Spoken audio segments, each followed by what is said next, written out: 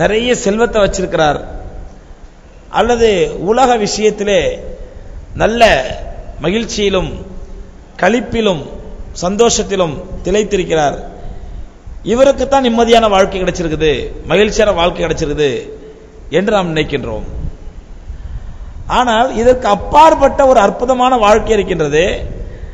அது உலகத்தில் கிடைக்கக்கூடிய அற்பமான பணங்காசுகள் மூலமாகவோ செல்வங்கள் மூலமாகவோ அல்லது உலகத்தில் இருக்கக்கூடிய ஆடம்பரங்கள் மூலமாகவோ வைர வைடூரியங்கள் மூலமாகவோ அந்த வாழ்க்கையின் மகிழ்ச்சி கிடைக்காது. மாறாக ஒரு எளிமையான வாழ்க்கை, உலக பற்றற்ற வாழ்க்கையின் மூலமாகத்தான் அந்த மகிழ்ச்சியை அடைய முடியும் என்ற ஒரு தத்துவத்தை தான், உண்மையைத்தான் பெருமானார் ஸல்லல்லாஹு அலைஹி வஸல்லம் அவர்களும் சரி, அவர்களை பின்பற்றிய சத்திய சஹாபாக்கள் மூலமாகவும் சரி இந்த உலகத்திற்கு உணர்த்தினார்கள். அந்த அடிப்படையில் நாம் இன்றைய தினம் சஹாபாக்களுடைய வாழ்க்கையில் பார்க்க இருக்கின்ற ஒரு உண்மையான வழி என்னவென்றால், சஹாபாக்கள் உலகத்தினுடைய செல்வத்தின் மீது எந்த அளவுக்கு பற்றற்றவர்களாக இருந்தார்கள், உலக செல்வம் வரும் பொழுது நம்மை போன்று மகிழ்ச்சி அடையாமல் எந்த அளவுக்கு வேதனைப்பட்டார்கள், அழுதார்கள். இன்னைக்கு நமக்கு போன வருஷம் வரலும் ரொம்ப கஷ்டத்தில் இருந்த ஒருத்தர் இந்த வருஷம் அல்ஹம்துலில்லாஹ் நல்ல வசதி வாய்ப்பா இருக்கிறாரு, அல்லது 2 வருஷத்துக்கு முன்னாடி கஷ்டப்பட்டு இந்த வருஷம் கொஞ்சம் அவருடைய வாழ்க்கையில முன்னேறி நல்ல வசதி வாய்ப்பா இருக்காரு, சந்தோஷமா இருக்கிறாரு, ஒரு வீடு வாங்குற அளவுக்கு வந்துட்டாரு, ஒரு கார் வாங்குற அளவுக்கு வந்துட்டாரு அப்படின்னா நாம நினைப்போம் அவருக்கு ஒரு சந்தோஷமான வாழ்க்கை கிடைச்சிருது அப்படின்னு சொல்லி. அல்ல, நமக்கு அந்த மாதிரி கிடைச்சா நம்ம சந்தோஷப்பட ஆரம்பிப்போம். எப்படி சந்தோஷப்படுவோம்? அந்த சந்தோஷம் நம்ம வீடு வாங்க போறோங்கிறதையோ அல்லது நம்ம கார் வாங்க போறோங்கிறதையோ அல்லது நமக்கு ஒரு சொத்து வாங்க போறோம் அப்படிங்கிறதையோ மற்றவங்களுக்கு நம்ம சொல்லவும் மாட்டோம், மறைக்க பார்ப்போம். ஏன் மற்றவங்க பார்த்து பொறாமப்பட்டாங்கடா, கண் வச்சுட்டாங்கடா, அல்லது வேற ஏதாவது தப்பா நினைச்சிட்டாங்கடா, அதனால யாருக்கு தெரிய வேண்டாம், நமக்குள்ளேயே இருக்கணும், நம்ம குடும்பத்துக்குள்ளே இருக்கணும்னு சொல்லி. ஆனால் நமக்குள்ளே ஒரு மற்றற்ற மகிழ்ச்சி ஏற்படும். அல்லாஹ்வுக்கு நன்றி செலுத்துபவர்களாக இருந்தால் அதிகமாக நன்றி செலுத்துவோம் அதற்காக அல்லாஹ்வுக்கு. இதை ஒரு பெரிய சந்தோஷமாக, ஒரு மகிழ்ச்சியாக நான் நினைப்போம். நம்ம ஒரு வீடு வாங்க போறோம், நமக்கு செல்வம் வந்திருக்குது, நமக்கு பணம் வந்திருக்குது, காசு வந்திருக்குது அப்படின்னு சொன்னா. ஆனால் சத்திய சஹாபாக்கள் அவர்களுக்கு நோக்கி செல்வங்கள் வந்து சேரும் பொழுது அவர்களுடைய மனோநிலை எப்படி இருந்தது, அவர்களுடைய எண்ணம் எப்படி இருந்தது, அவருடைய காரியங்கள் அமல்கள் எப்படி இருந்தன என்பதற்கு ஒரு சில உதாரணங்களை இன்னைக்கு நம்ம பார்க்கலாம். பெருமானார் ஸல்லல்லாஹு அலைஹி வஸல்லம் அவர்கள் ஒரு முறை திடீரென்று ஒரு நாள் சஹாபாக்களை அழைத்தார்கள். உஹது போரிலே ஷஹீதான சுஹதாக்களுக்கு நான் தொழ வைக்கப் போகிறேன் என்று சொன்னார்கள். உஹது போரில் ஷஹீதான சுஹதாக்கள் தொழ வைத்து அடக்கம் செய்யப்பட்டு விட்டார்கள். பெருமானார் ஸல்லல்லாஹு அலைஹி சொன்னாங்க, எனக்கு திடீர்னு அவங்க ஞாபகம் வருது, அவங்களுக்கு நான் மறுபடியும் காயிப் ஜனாசா தொழ வைக்க போகிறேன் அப்படின்னு சொல்லி சஹாபாக்களை அழைக்கிறாங்க. இந்த தொழ வைக்கிறேன் என்ற வார்த்தைக்கு அரபில சலாத் அப்படிங்கிற வார்த்தை வந்திருக்குது. இதுக்கு சில அறிஞர்கள் சொல்றாங்க தொலை வைக்கல துவா செஞ்சாங்க அப்படின்னு வருது. தொலை வைத்தார்களோ துவா செய்தார்களோ ஏதோ ஒன்று பெருமானார் ஸல்லல்லாஹு அலைஹி செஞ்சாங்க. செஞ்சு முடிச்ச பிறகு சஹாபாக்களை நோக்கி பிரசங்கம் பண்ண ஆரம்பிச்சாங்க, பயான் பண்ண ஆரம்பிச்சாங்க. இன்னி பைன ஐதீக்கும் ஃபரத்துன், நான் உங்களுக்கு முன்பாக அல்லாஹ்விடத்தில் போய் சேர இருக்கின்றேன். உங்களுக்கு முன்னால் உங்களை எதிர்பார்த்து காத்திருப்பதற்காக நான் இன்ஷா அல்லாஹ் அல்லாஹ்ட்ட போயிடுவேன். இன்ன மௌஇதகுமுல் ஹவுல், நான் உங்களை ஹவுதுல் கௌசர் தடாகத்திலே எதிர்பார்த்து காத்திருப்பேன். ஹவுதுல் கௌசர் தடாகத்திலே உங்களுக்காக எதிர்பார்த்து காத்திருப்பேன். நீங்கள் எல்லாம் என்னை பார்க்க வேண்டும், என்னை அறிய வேண்டும், என்னிடத்திலே என்னை சந்திக்க வேண்டும் என்ற ஆர்வத்திலே சொர்க்கத்திற்கு வரும்பொழுது, மறுமையிலே வரும்பொழுது நான் ஹவுதுல் கௌசர் தடாகத்துக்கு அருகிலே உங்களுக்காக எதிர்பார்த்து காத்திருப்பேன் அப்படின்னு பெருமானார் ஸல்லல்லாஹு அலைஹி வஸல்லம் சஹாபாக்களை பார்த்து ஒரு சிறிய உரை நிகழ்த்துறாங்க. நிகழ்த்திட்டு, நான் உங்களை விட்டு பிரிந்த பிறகு, உங்களை விட்டு இந்த உலகத்தில் நான் போனதுக்கு அப்புறம், இன்னி லஸ்து அக்ஷா அலைக்கும் அன் துஷ்ரிகு பாதி, நான் இந்த உலகத்தை விட்டு பிரிந்த பிறகு எங்கே எனக்கு பிறகு நீங்கள் அல்லாஹ்வுக்கு இணை வைக்கக்கூடிய முஷ்ரிக்காக மாறிவிடுவீர்களோ என்று நான் நிச்சயமாக பயப்படவில்லை. அல்லாஹ்வுக்கு இணை வைக்கக்கூடிய முஷ்ரிக்கா மாறிடுவீங்கன்னு நான் பயப்படல. எல்லாம் அல்லாஹ்வுக்கு இணை வைக்காத ஏகத்துவவாதிகளாக தௌஹீத்வாதிகளாக தான் இருப்பீங்க. நம்ம பாஷையில சொல்றதா இருந்தா நல்ல மனிதர்களாக நல்ல முஸ்லீம்களாக தான் இருப்பீங்க. எல்லாம் முஷ்ரிக்கா மாறிடுவீங்களோ, இணை வைக்க ஆரம்பிச்சிருவீங்களோ அப்படிலாம் நான் பயப்படல. வலாக்கின் அக்ஷா அலைக்கும், நான் உங்களுடைய விஷயத்திலே பயப்படுது என்னவென்றால், நான் இருக்கவரை நீங்க நல்ல மக்களாக நல்ல மனிதர்களாக இருந்துட்டு நான் இந்த உலகத்தை விட்டு போன பிறகு நீங்கள் எங்கே துன்யாவினுடைய செல்வம் உங்களிடத்திலே வந்து அன்தனாஃபசுஹா, அந்த உலக மோகத்திலே நீங்கள் மூழ்கி விடுவீர்களோ என்று தான் நான் அஞ்சுகின்றேன். இணை வைக்கிறத பத்தி நான் கவலைப்படல. எனக்கு தெரியும் என்னோட உம்மத்தை இணை வச்சு காஃபிரா மாட்டவங்க முஷ்ரிக்கா மாறிட மாட்டீங்க. இன்னிலா ஹாஃப் அலைக்கும் துஷ்ரிக்கு பாதி, எனக்கு பிறகு நீங்க இணை வைக்கக்கூடிய முஷ்ரிக்கா மாறுவீங்க, நான் பயப்படல. வலாக்கின் அஹாஃபா அலைக்கும், ஆனால் எதற்கு பயப்படுகிறேன் என்றால் அத்துன்யா தனாஃபசு ஃபீஹா, உலக மோகத்திலே மூழ்கி எங்கே உங்களை நீங்களே அழித்துக் கொள்வீர்களோ, உலக மோகத்திலே மூழ்கி விடுவீர்களோ என்று தான் நான் பயந்தேன் என்று பெருமானார் ஸல்லல்லாஹு அலைஹி வஸல்லம் சஹாபாக்களை பார்த்து சொன்னாங்க. கண்ணியத்துக்குரியவர்களே, பெருமானார் ஸல்லல்லாஹு அலைஹி வஸல்லம் அவர்கள் சொன்ன இந்த ஹதீஸ், இந்த உபதேசம் சஹாபாக்கள் கடைசி வரை மரணம் வரை எப்படி கடைபிடித்தார்கள்? மரண தருவாயில் கூட பெருமானார் ஸல்லல்லாஹு அலைஹி வஸல்லத்தை இந்த ஹதீஸை அவர்கள் எப்படி நினைத்தார்கள், நினைத்து அழுதார்கள், வருந்தினார்கள். அன்றைக்கு அவர்கள் எந்த சூழ்நிலையிலே பெருமானாருடைய இந்த போதனை நினைத்து அழுதார்கள், ஆனால் இன்னைக்கு நாம் எந்த சூழ்நிலையில் இருக்கின்றோம், அதை பற்றி எந்த கவலையும் இல்லாமல், அதை பற்றி எந்த சிந்தனையும் இல்லாமல் இருக்கிறோம் என்பதைத்தான் இன்றைய தினத்தில் நாம் சிந்திக்க கடமைப்பட்டிருக்கின்றோம். இந்த நேரத்தில் ஒரு சத்தியமான உண்மையை நாம் விளங்கித்தான் ஆக வேண்டும், உணர்ந்துத்தான் ஆக வேண்டும், புரிந்துத்தான் ஆக வேண்டும். என்னவென்றால், நிச்சயமாக உலக வாழ்க்கையின் மகிழ்ச்சியோ, உலக வாழ்க்கைக்கு பிறகு இருக்கக்கூடிய மரணத்திற்கு பிறகு உள்ள மறுமையின் மகிழ்ச்சியோ நம்முடைய செல்வத்திலோ பணங்காசிலோ சத்தியமாக இல்லை என்பதை நாம் விளங்கித்தான் ஆக வேண்டும். அல்லாஹ்வுடைய தூதர் ஸல்லல்லாஹு அலைஹி வஸல்லம் எப்படிப்பட்ட ஒரு அற்புதமான வாழ்க்கை நமக்கு கற்றுத் தந்தார்களோ அந்த வாழ்க்கையை வாழ்வதில் தான் நம்முடைய மகிழ்ச்சி, இன்பம், சந்தோஷம், நிம்மதி எல்லாமே என்பதை நாம் புரிந்து கொள்ள வேண்டும். அதுக்காண்டி எல்லாருமே நம்ம சன்னியாசி ஆயிரலாமா, காவி உடுத்துட்டு போயிடலாமா, கல்யாணம் முடிக்காம புள்ள குட்டி பெத்துக்காம அப்படியே போயிடலாமா? அல்லாஹ் ரப்பல் ஆலமீன் அப்படி சொல்லித் தரல, நமக்கு அப்படிப்பட்ட மார்க்கத்தை சொல்லித் தரல. அதாவது உதாரணம் சொல்வதாக இருந்தால், பணம் நம்முடைய சட்டை பாக்கெட்டுக்குள் இருக்கலாம், பணம் காசு நம்முடைய சட்டை பாக்கெட்டுக்குள் இருக்கலாம், ஆனால் அந்த பாக்கெட்டை தாண்டி நம்முடைய சட்டைக்குள்ளே ஒரு உடல் இருக்கின்றது, அந்த உடலுக்கு மேலே ஒரு தோல் இருக்கின்றது, அந்த தோலையும் தாண்டி சதையும் தாண்டி அந்த கல்புக்குள் உள்ளத்திற்குள் அந்த பணம் சென்று விடக்கூடாது. பணம் இருக்கிற இடம் நம்முடைய பாக்கெட்டாகத்தான் இருக்க வேண்டுமே தவிர அந்த பாக்கெட்டையும் தாண்டி நம்முடைய உள்ளத்திற்குள் பணம் சென்று விடக்கூடாது. இதுதான் இஸ்லாம் சொல்லக்கூடிய கருத்து. பணங்காசை சம்பாதிப்பதிலேயோ, ஹலாலான வரையில பணம் தேடுவதையோ, ஹலாலான வரையில சேமித்த பணத்தை சேர்த்து வைப்பதிலேயோ அல்லது சதக்கா செய்வதிலோ தர்மம் செய்வதிலோ இஸ்லாம் எங்கேயுமே நமக்கு தடை செய்யல. சொல்லப்போனா பெருமானார் ஸல்லல்லாஹு அலைஹி வஸல்லம் கிப்தா கொள்ளுங்க, ஏற்கனவே கிப்தா பத்தி உங்களுக்கு சொல்லியிருக்கிறேன். நல்ல ஒரு செல்வந்தர் ஒருத்தர் நிறைய சம்பாதிச்சு அல்லாஹ்வுடைய பார்த்து நிறைய சதக்கா பண்றார், தர்மம் பண்றாருன்னா அவரை பார்த்து கிப்தா பண்ணுங்க, யா அல்லாஹ் எனக்கு இந்த மாதிரி செல்வத்தை கொடு, நானும் அவர மாதிரி நிறைய அல்லாஹ்வுடைய பேரை சதக்கா பண்ணணும், தர்மம் பண்ணணும் என்று அல்லாஹ்விடத்தில் நீங்கள் துஆ செய்யுங்கள் ரசூலுல்லாஹ் சொல்றாங்க. ஆனால் அந்த செல்வத்தினுடைய ஆசை, செல்வத்தினுடைய மோகம், செல்வத்தின் மீது விருப்பு நம்முடைய உள்ளத்திற்குள் நுழைந்து விடக்கூடாது. இதைத்தான் சஹாபாக்களுடைய வாழ்க்கை நமக்கு கற்றுத் தந்தது. ஹஜ்ரத் உமர் ரலியல்லாஹு அன்ஹு ஆட்சி காலத்தில் கிஸ்ரா நாட்டு செல்வம், கிஸ்ரானா கேள்விப்பட்டிருப்போம், பாரசீக நாட்டு செல்வம், மிகப்பெரிய அந்த காலத்திலே மிகப்பெரிய வல்லரசு. இன்னைக்கு எப்படி அமெரிக்காவை பெரிய வல்லரசா நினைக்கிறாங்களோ அந்த மாதிரி அந்த காலத்தில் மிகப்பெரிய வல்லரசா திகழ்ந்தது கிஸ்ரா நாடு. அந்த கிஸ்ரா நாட்டினுடைய செல்வம் ஹஜ்ரத் ரசூலுல்லாஹி ஸல்லல்லாஹு அலைஹி வஸல்லம் இந்த உலகத்தை விட்டு பிரிந்த பிறகு உமர் ரலியல்லாஹு அன்ஹு ஆட்சி காலத்தில் கிஸ்ரா தேசம் வெற்றி கொள்ளப்படுகின்றது. அந்த கிஸ்ரா நாட்டு மன்னன் முகௌகைஸினுடைய பெரும் பெரும் செல்வங்கள், அவனுடைய வைர வைடூரியங்கள், அவனுடைய ஹசானாக்கள் எல்லாம் உமர் ரலியல்லாஹு அன்ஹு ஆட்சியில கொண்டு அவங்களுடைய தர்பாரில் கொண்டு கொட்டப்படுகின்றது. சஹாபாக்கள் எல்லாம் சந்தோஷப்படுகின்றார்கள். இது எவ்வளவு மகிழ்ச்சிகரமான நாள்.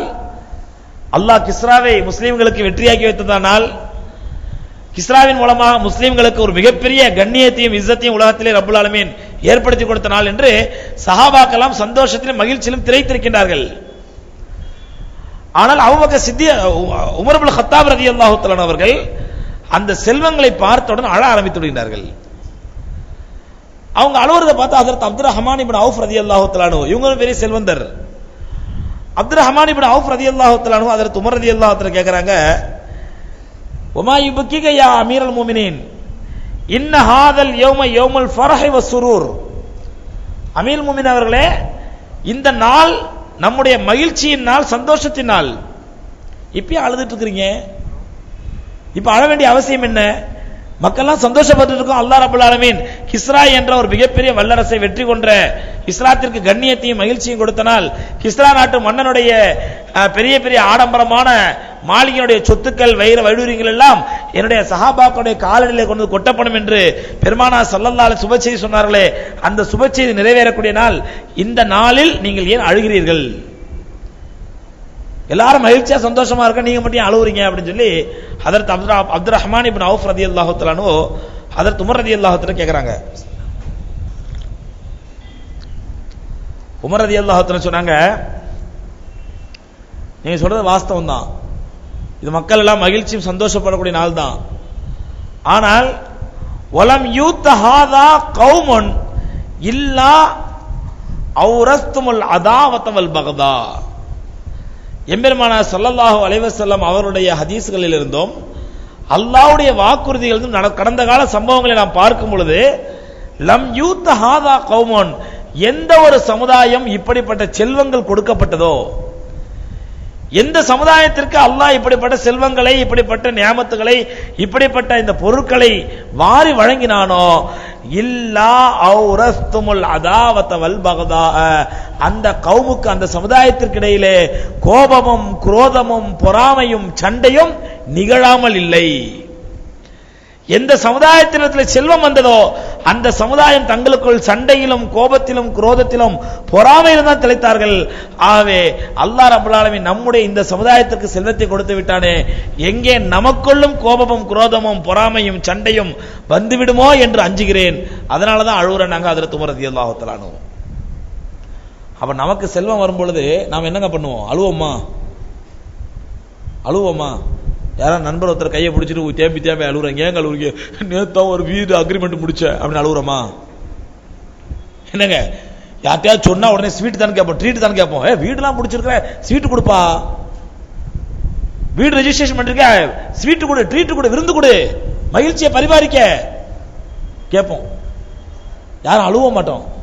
ஆனால் உத்தம சஹாபாக்களை பெருமானார் ஸல்லல்லாஹு அலைஹி வஸல்லம் எப்படி பண்படுத்தினார்கள் என்றால், எப்படி அவர்களை செவ்வையாக்கிறார்கள் என்றால், அல்லாஹ் வழங்கக்கூடிய ஹலாலான செல்வம் கனிமத் என்ற அந்த நியாமத்து அவருடைய காலடியில் கொண்டு வந்து கொட்டப்படும் பொழுது ஹஜ்ரத் உமர் ரலியல்லாஹு தஆலா தேம்பி அழுகின்றார்கள். எங்கே இந்த செல்வத்தோடு சேர்ந்து சண்டையும் வந்து விடுமோ? நமக்கு தெரியாதா? செல்வம் வந்தா சண்டை வராது நமக்கு தெரியும். செல்வம் வந்தா சண்டையும் வரும் அப்படிங்கிறது நமக்கு தெரியாதா? இல்ல செல்வம் வந்தா சண்டை வராது நம்பி இருக்கிறோமா? ஒரு தகப்பன் பிள்ளைகளுக்கு தீனே கொடுக்கலங்க, மார்க்கத்தை கத்துக் கொடுக்கல, கோடி கோடியா செல்வம் மட்டும் சேர்த்து வச்சுட்டு போயிட்டாரு. அந்த பிள்ளைகளுக்கு மத்தியில் சண்டை வருமா வராதா? ஏதோ கொஞ்சம் தீன்தாரி தக்குவா உள்ள பிள்ளைங்களா தான் என்ன பண்ணுவாங்க, அல்லாஹ்வுக்கு பயந்து கொஞ்சம் முறையா பங்கிட்டுப்பாங்க. சரி வேண்டாம், தகராறு வேண்டாம், சரி நீ கொஞ்சம் விட்டு கொடு, நான் கொஞ்சம் விட்டு கொடு, முறையா விட்டு கொடுத்து பிரிப்பாங்க. ஆனால் அங்கே அல்லாஹ்வுடைய அச்சமோ இஸ்லாமிய ஈடுபாடோ இஸ்லாமிய உணர்வு அங்க இல்லை என்றால் அங்க அண்ணன் தம்பிக்கு மத்தியில் சொத்தை பிரிக்கிற சண்டை வருமா வராதா? வராத அண்ணன் தம்பி யாரும் உண்டா? சொத்தே இல்லாத குடும்பங்கள்லயே சண்டை வருது. அண்ணன் தம்பிகள் மத்தியில ஒண்ணுமில்லாத விஷயங்கள் மத்தியில் தகராறு வருது. பெரிய பெரிய நல்லடியார்கள், பெரிய பெரிய அவுடியாக்கள் வீடுகளில் சண்டை வருது, தகராறு வருது. நல்ல தீன்தாரிகள் மார்க்கப்பட்டுள்ள மத்தியில் சண்டை வருது. அப்ப நமக்கு நல்லா தெரியும், இந்த செல்வம் வந்தால் இதற்கு பின்னால் குரோதமும் கோபமும் பகையும் சண்டையும் வரும். தெரியும், தெரிஞ்சும் நம்ம சந்தோஷப்படுறோம். ஏன்? நமக்கு சண்டை வந்தாலும் பரவாயில்ல, ஆனா செல்வம் வருதா இல்லையா? கோபம் குரோதம் வந்தாலும் பரவாயில்லை, நமக்கு இங்கே லாபம் வந்திருக்குதா இல்லையா? ஆனால் உத்தம சஹாபாக்கள் செல்வத்தினால் ஏற்படக்கூடிய நல்ல விளைவை விட, செல்வத்தினால் வேற ஏற்படக்கூடிய நல் விளைவுகளை விட, அந்த செல்வத்தை தொடர்ந்து வருமே கோபமும் குரோதமும் பகையும் சண்டையும், அதனால் ஏற்படக்கூடிய தீய விளைவுகளை அஞ்சினார்கள். அதனாலதான் ஹஜ்ரத் உமர் ரலியல்லாஹு தஆலா அன்ஹு அவருடைய காலடியிலே கிஸ்ரா நாட்டு செல்வம் கொண்டு வந்து கொட்டப்பட்டவுடன் அவர்கள் கண்ணீர் விட்டு கதறி அழுதார்கள். அது காரணம் இப்படிதான் சொன்னாங்க. பெருமானார் ஸல்லல்லாஹு அலைஹி வஸல்லம் எந்த ஒரு சமுதாயம் இந்த செல்வத்தை வழங்கப்பட்டதோ அந்த சமுதாயத்திற்கு நிச்சயமாக பகையும் சண்டையும் வந்தே தீரும் அப்படின்னு நபி ஸல்லல்லாஹு அலைஹி வஸல்லம் சொன்னாங்க. அப்படின்னு நினைச்சு ஹஜ்ரத் உமர் ரலியல்லாஹு தஆலா அழுகுறாங்க. அதே மாதிரி இன்னொரு சம்பவம் உமர் ரலியல்லாஹு வாழ்க்கையிலேயே ஒரு முறை உமர் ரலியல்லாஹு தஆலா அப்துர் ரஹ்மான் இப்னு அவுஃப் ரலியல்லாஹு தஆலா அழைக்கிறாங்க, கூப்பிட்டு அனுப்புறாங்க. தன்னுடைய வேலையாளை விட்டு அப்துர் ரஹ்மானை போய் கூப்பிட்டு வாங்கன்னு அனுப்புறாங்க. அப்துர் ரஹ்மான் இப்னு அவுஃப் ரலியல்லாஹு தஆலா வர்றாங்க. வர்ற வழியில பார்க்கறாங்க, வீட்டுக்கிட்ட வர்றாங்க. உமர் ரலியல்லாஹு வீட்டுக்கிட்ட பார்த்தா வீட்டுக்குள்ள இருந்து ஒரே சத்தமா அழக்கூடிய சத்தம் வருது. அழுகை சப்தம், சப்தமா அழக்கூடிய ஒரு நிலை. அப்துர் ரஹ்மான் இப்னு அவுஃப் ரலியல்லாஹு வெளியே நின்றுறாங்க, வீட்டுக்கு வெளியே. இப்படி அழுகுற சத்தம் வருது, யார் சத்தம் அப்படின்னு கேட்டா ஹஜ்ரத் உமர் ரலியல்லாஹு தஆலா அழுகை சத்தம். தனியா வீட்டுல உட்கார்ந்து தேம்பி தேம்பி, எந்த அளவுக்கு என்றால் வீட்டுக்கு வெளியில வீட்டு வாசல்ல வந்து நிற்கக்கூடியவர் கேட்கும் அளவுக்கு சத்தமிட்டு அழுகின்றார்கள், தனியா உட்கார்ந்து. அப்ப அப்துர் ரஹ்மான் இப்னு அவுஃப் ரலியல்லாஹு தஆலா வீட்டுக்குள்ள வர்றாங்க. வீட்டுக்குள்ள வந்த உடனே பாக்குறாங்க உமர் ரலியல்லாஹு அழுதுட்டு இருக்காங்க. அப்ப உடனே அவங்களுடைய தோல் மேல கையை வச்சு அப்படியே அமைதிப்படுத்தி, அமீருல் முஃமினீனே அமைதியாக, ஏன் அழுவுறீங்க, உணர்ச்சி வசப்படாதீங்க, அழுவாதீங்க அப்படின்னு சொல்லி உமர் ரலியல்லாஹு தஆலா அப்துர் ரஹ்மான் இப்னு அவுஃப் ரலியல்லாஹு ஆஸ்வாசப்படுத்துறாங்க. அடுத்து கேட்கறாங்க, மா யுபுக்கி, என்ன காரணம், ஏன் அழுவுறீங்க, என்ன விஷயம் அப்படின்னு கேட்கும் பொழுது ஹஜ்ரத் உமர் ரலியல்லாஹு தஆலா சொல்றாங்க, அவங்கள வீட்டுல மூட்டை மூட்டையா அடுக்கப்பட்டிருந்த மூட்டைகளை காட்டுறாங்க. அவங்கள வீட்டிலே சில மூட்டைகள் அடுக்கப்பட்டிருக்கின்றன, அந்த மூட்டைகளை காட்டுறாங்க. அந்த மூட்டைகள் முழுவதும் தங்க நாணயங்கள், தீனார்கள். பல்வேறு அரசுகளிலே பல்வேறு ஜிஹாதுகளிலே ரப்புல் ஆலமீன் கனிமத்தாக ஹலாலாக கொடுத்த செல்வம். இவங்களுடைய பங்குக்கு வந்து அந்த மூட்டை மூட்டை அடுக்கி வைக்கப்பட்டிருக்குது. அந்த மூட்டைகளை காட்டி சொன்னாங்க, இந்த மூட்டைகள் முழுவதும் அல்லாஹ் ரப்புல் ஆலமீன் எனக்கு கொடுத்த தங்க தீனார்கள், தங்க காசுகள். லவ் ஷா அல்லாஹு லஜஅல லி சாஹிபை, அல்லாஹ் நாடி இருந்தால் இதை என்னுடைய ரெண்டு தோழர்களுக்கு கொடுத்திருக்கலாம் அல்லவா. யார சொல்றாங்க? பெருமானார் ஸல்லல்லாஹு அலைஹி வஸல்லத்தையும் அபூபக்கர் சித்திக் ரலியல்லாஹு அன்ஹு சொல்றாங்க. அல்லாஹ் நாடி இருந்தா இந்த மூட்டைகளை இந்த தோழர்களுக்கு கொடுத்திருக்கலாம், ரெண்டு தோழர்களுக்கு கொடுத்திருக்கலாம் இல்லையா. ஆனா அவங்க பட்டினியிலையும் கஷ்டத்திலையும் வேதனையிலையும் கிடந்தாங்க. பெருமானார் ஸல்லல்லாஹு அலைஹி வஸல்லம் அவர்கள் மரணிக்கக்கூடிய தருவாயில் கூட அவர்களுடைய ஜிஹாதுக்கு பயன்படுத்தக்கூடிய அவர்களுடைய கவச உடை ஒரு யூதனிடத்திலே 2 மரக்கால் கோதுமைக்காக அடகு வைக்கப்பட்டிருந்தது.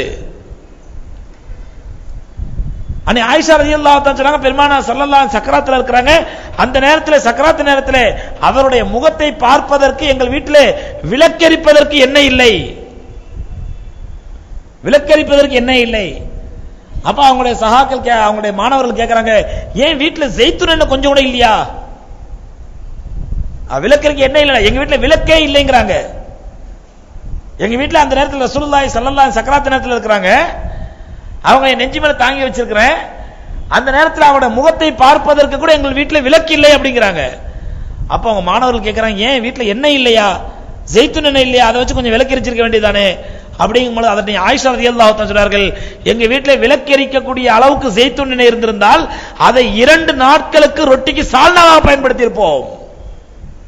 அன்னை ஆயிஷா ரலியல்லாஹு தஆலா சொல்றாங்க, அவ்வளவு ஏழ்மையிலும் அவ்வளவு எளிமையிலும் அவ்வளவு வறுமையிலும் தான் பெருமானார் ஸல்லல்லாஹு அலைஹி வஸல்லம் வாழ்க்கை இந்த உலகத்தை விட்டு பிரிந்தது. இது ஹஜ்ரத் உமர் ரலியல்லாஹு தஆலா ஞாபகப்படுத்துறாங்க. சொல்றாங்க, லவ் ஜஅலல்லாஹு லவ் ஷா அல்லாஹு லஜஅலஹு லி சாஹிபிய, அல்லாஹ் நாடி இருந்தால் இதெல்லாம் என்னுடைய 2 தோழர்களுக்கு கொடுத்திருக்கலாம்ல, ஏன் அவர்களை இதெல்லாம் விட்டு பாதுகாத்துட்டு அல்லாஹ் எனக்கு மட்டும் இதை கொடுத்து சோதிச்சான்.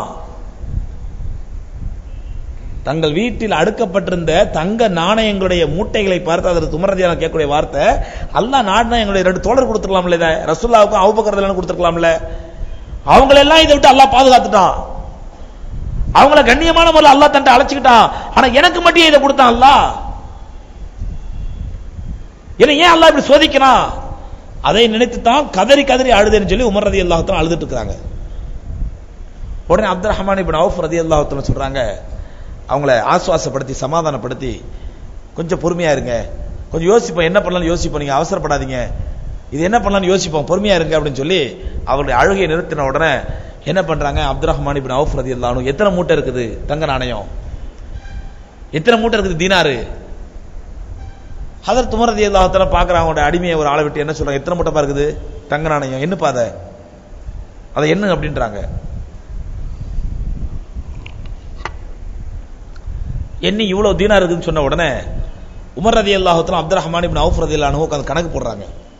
கணக்கு போட்டா, அதாவது பெருமானார் ஸல்லல்லாஹு அலைஹி வஸல்லம் மனைவிமார்கள் எத்தனை பேர் இருக்கிறாங்க, முஹாஜிர்கள் மக்காவிலிருந்து ஹிஜ்ரத் செஞ்ச அந்த முஹாஜிர்கள் எவ்வளவு பேர் இருக்கிறாங்க, அதே மாதிரி பெருமானார் ஸல்லல்லாஹு அலைஹி வஸல்லம் காலத்துல இருந்த அன்சாரிகள் எவ்வளவு பேர், அதான் ரசூலுல்லாஹ் காலத்துல இருந்த சஹாபாக்கள் எவ்வளவு பேர் இருக்கிறாங்க, அத்தனை பேரும் கணக்கு எடுத்தாங்க.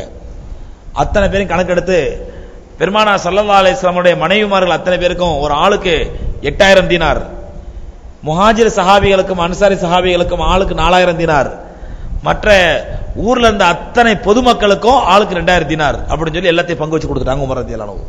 அவங்களோட சொந்த காசை, அவனோட செல்வத்தை.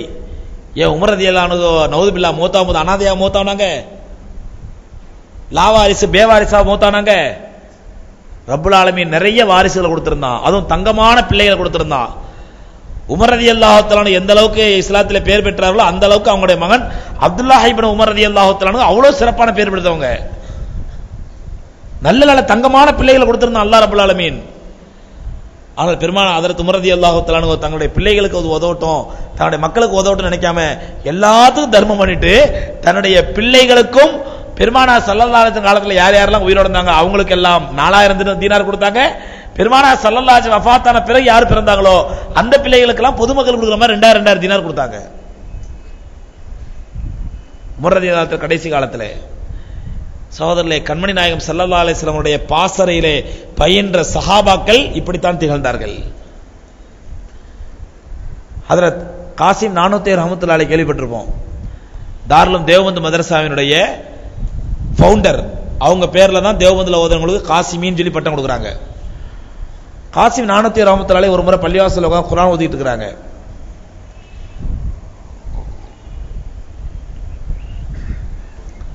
அப்போ ஒரு செல்வந்தர், அந்த ஊர்ல உள்ள செல்வந்தர் தங்க நாணயங்களை கொண்டு வந்து காசிம் நானூத்தி பள்ளிவாசல்ல குர்ஆன் ஓதிட்டு இருக்கவங்க கொண்டு வந்து, ஹஜ்ரத் இதை என்னுடைய அன்பளிப்பா வச்சுக்கங்க அப்படின்னு சொல்லி கொடுத்தாங்க, இதனுடைய ஹதியா வச்சுக்கங்க அப்படின்னு சொல்லி.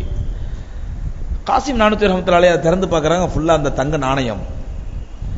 அப்போ எனக்கு எதுக்கு இந்த நாணயங்கள்லாம், எனக்கு அல்ஹம்துலில்லாஹ் தேவையான அளவுக்கு அல்லாஹ் கொடுத்துருக்கிறான், அல்ஹம்துலில்லாஹ் நான் நல்லா இருக்கிறேன், அல்லாஹ் ரப்புல் ஆலமீன் நல்லா வச்சிருக்கிறான், இதை தேவையுள்ள மக்களுக்கு கொண்டு போய் கொடுத்துருங்க, எனக்கு வேண்டாம், இது தேவையுள்ள மக்கள்கிட்ட கொண்டு போய் கொடுத்துருங்க.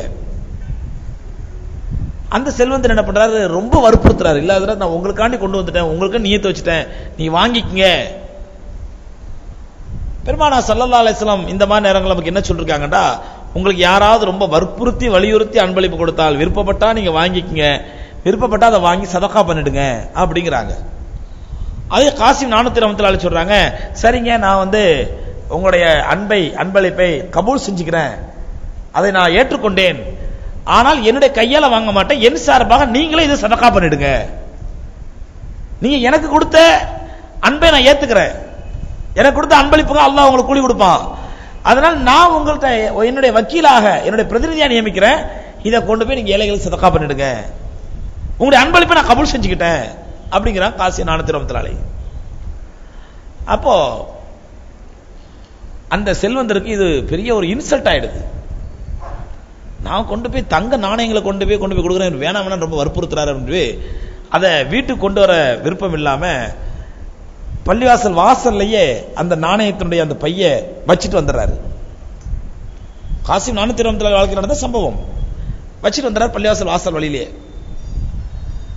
கொஞ்ச நேரத்தில் குர்ஆன் ஓதி முடிச்சுட்டு காசிம் நானூத்தி ரஹ்மத்துல்லாஹி அலைஹி வர்றாங்க, அந்த செருப்பை மாட்டலான்னு பார்க்குறாங்க, அவங்க செருப்பை காணோம். தேடுறாங்க, செருப்புங்க தானே போட்டு எங்கப்பா காணும் தேடுறாங்க. அவங்க மாணவர்களும் சேர்ந்து தேடுறாங்க, காசிம் நானூத்தி ரஹ்மத்துல்லாஹி அலைஹி மாணவர்களும் அவங்களுடைய செருப்பு ஹஜ்ரத்துடைய செருப்பு தேடுறாங்க. சொல்றான், அங்கே தான் கழட்டி போட்டு போனேன், எங்கே போய் செருப்பு அப்படின்னு தேடிட்டு, அப்போ அந்த ஒரு மாணவர் என்ன பண்ணுறாரு, அந்த பைய ஒன்று இருக்குது, அந்த பையை தூக்குறாரு, அந்த பைய கீழே அவங்க செருப்பு இருக்குது, அந்த பைய கீழே அவங்க செருப்பு இருக்குது, அது இங்கே இருக்குது உங்கள் செருப்பு அப்படின்னு செருப்பை மாட்டும் பொழுது, அது என்னப்பா பையன் செருப்பை மறைச்சி இந்த பைய என்னன்னு கேட்டால் அந்த செல்வந்தர் வச்சுட்டு போன பைய. அப்போ காசிம் ராணுவ ரஹ்மத்துல்லாஹி தங்களுடைய மாணவர்கள் சொல்றாங்க, பாருங்க உலகத்துடைய செல்வம் நாம் வேண்டாம் என்று மறுத்தால் அதனுடைய நிலைமை என்ன ஆச்சு பாருங்க. நம்முடைய செருப்பு போடுற இடத்துல அந்த செல்வம் கிடக்குது. இதுதான் உலகத்துடைய நிலை. எந்த அளவுக்கு உலகத்தினுடைய செல்வத்தை நாம் வேண்டும் வேணும் வேணும் நினைப்போமோ அந்த அளவுக்கு அது நம்மை விட்டு விலகி ஓடிட்டே இருக்கும், நம்ம துரத்திட்டே போவோம். என்றைக்கு வேண்டாம் என்று அதை எட்டி உதைக்கிறோமோ அது நம்முடைய காலடியில் கடந்து முத்தமிட்டு கொண்டு கிடக்கும். காசி நானூத்தி தன்னுடைய மாணவர்கள் சொல்றாங்க, நம்ம அதை வேணான்னு விரட்டோம்டா அது இருக்கக்கூடிய இடத்த பாத்தீங்களா, இதை நான் வாங்கிட்டேன்டா என்ன பண்ணும், அதை நான் பாதுகாக்கணும், பத்திரமா கொண்டு வைக்கணும், வீட்டில் கொண்டு வைக்கணும், பீரோல கொண்டு வைக்கணும், அப்புறம் அது கணக்கு பார்க்கணும், அப்புறம் இன்கம் டாக்ஸ்காரன் வருவானா, சேல் டாக்ஸ்காரன் வருவானா, எந்த நேரத்தில் என்ன ரேட் நடக்குமோ தெரியாது, பயந்து சாகணும். ஆனா அதே நேரத்தில் அந்த செல்வத்தை வேண்டாம் என்று நான் ஒதுக்குவேனால் அது என் செருப்புக்கு மேல கிடக்குது, செருப்பு கீழே கிடக்குது. எதுக்கு சொல்றேன் சகோதரர்களே, கண்மணி நாயகம் ஸல்லல்லாஹு அலைஹி வஸல்லம் இப்படித்தான் உலகத்தினுடைய செல்வத்தை நினைக்க சொன்னார்கள். உலகத்தில் அப்துர் ரஹ்மான் இப்னு அவுஃப் ரலியல்லாஹு அன்ஹு கேள்விப்பட்டிருப்போம். எவ்வளவு பெரிய சஹாபி, எவ்வளவு பெரிய சிறந்த செல்வந்தர். அவங்களுக்கு அல்லாஹ் ரப்பல் ஆலமீன் ஒரு வியாபாரத்தை கொடுத்தான். என்ன வியாபாரம்? தங்க வியாபாரம், கோல்டு வியாபாரம். வரலாறுல வருது, அப்துர் ரஹ்மான் இப்னு அவுஃப் ரலியல்லாஹு தன்னுடைய தங்க சாலையில, மின்ட்ல தங்கத்தை அறுக்கக்கூடிய அந்த தங்க சாலையில வேலை செய்யக்கூடிய வேலையாட்களுக்கு தங்கத்தை அறுத்து அறுத்து கையெல்லாம் காய்ச்சி போயிருக்குமா. மரத்தை அறுத்தல்ல, இரும்பு அறுத்தல்ல, தங்கத்தை அறுத்து. அவ்வளவு பெரிய செல்வந்தர். எந்த அளவுக்கு பெருமானா ஸல்லல்லாஹு அலைஹி வஸல்லம் ஒரு கட்டத்தில் சொன்னாங்க, அப்துர் ரஹ்மானே உங்களுடைய சஹாக்கள் அஷரத்துல் முபஷ்ஷரா, சொர்க்கத்தினுடைய சுப செய்தி சொல்லப்பட்ட 10 பேர், அதுல ஒருத்தங்க ஹஜ்ரத் அப்துர் ரஹ்மான் இப்னு அவுஃப் ரலியல்லாஹு அன்ஹு. நபி ஸல்லல்லாஹு அலைஹி சொன்னாங்க, சொர்க்கத்து சுப செய்தி சொல்லப்பட்ட உங்களுடைய சஹாக்கள் எல்லோரும் சொர்க்கத்துக்கு போய் 500 வருஷம் கழிச்சு தான் நீங்க சொர்க்கத்துக்கு போவீங்க அப்படின்னாங்க. அப்துர் ரஹ்மான் இப்னு அவுஃப் ரலியல்லாஹு அழுதுட்டாங்க, யார சொல்லலாம், நான் என்ன பாவம் பண்ண, அப்படி என்ன அநியாயம் பண்ணேன், என்னுடைய 9 சஹாக்களை சொர்க்கத்துக்கு போயிடும், நான் மட்டும் 500 வருஷம் கழிச்சு போனா, அப்படி என்ன பாவம் பண்ண. நபி ஸல்லல்லாஹு அலைஹி சொன்னாங்க, நீ பாவம்லாம் ஒண்ணும் பண்ணல, உனக்கு அல்லாஹ் கொடுத்த செல்வத்திற்கு கணக்கு கொடுத்துட்டு போறதுக்கு அவ்வளவு நாளாயிடும்.